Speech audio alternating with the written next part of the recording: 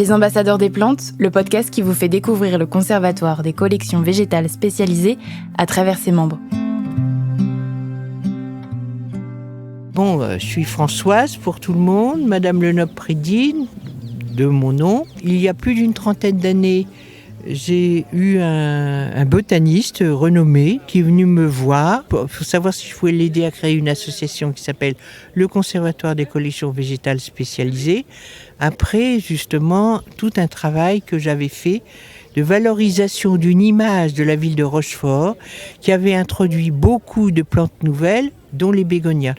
Et derrière, on est venu me solliciter. Donc, on a monté le Conservatoire des collections végétales spécialisées. Donc, je suis co-créatrice du CCVS.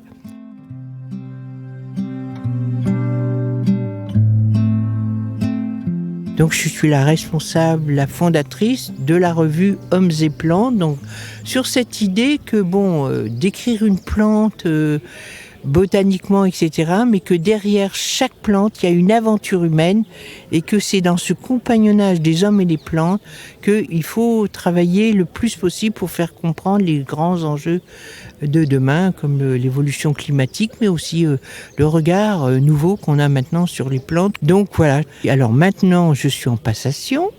Et donc, je suis présidente d'honneur de l'association. Et pour nous, c'est très important de faire passer le message que les collections sont des viviers génétiques, environnementaux, culturels et économiques, au bénéfice de tous, c'est-à-dire aménagement du territoire, etc.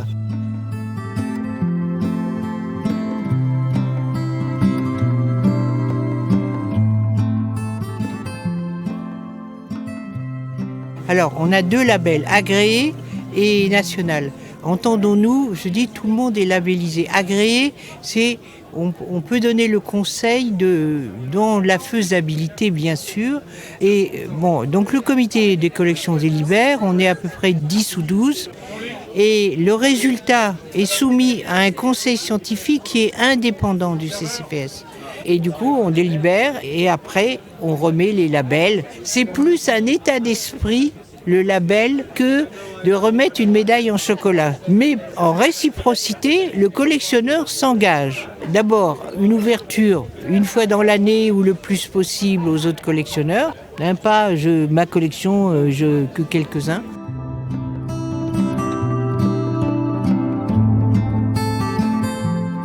Depuis 6 ans, je suis dans une commission de l'État où on travaille sur l'importance de ces collections ex situ.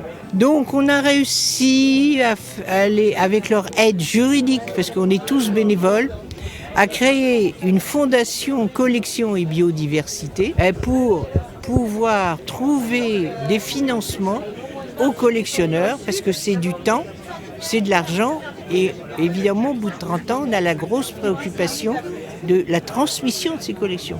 Donc on est en plein dans cette problématique, et pour aider cette transmission, donc on alerte comme on peut l'État, c'est pour ça que ça nous aide beaucoup qu'on communique sur ce sujet, que le patrimoine végétal vivant, d'où le manifeste que l'on fait signer, est tout aussi important que le patrimoine bâti.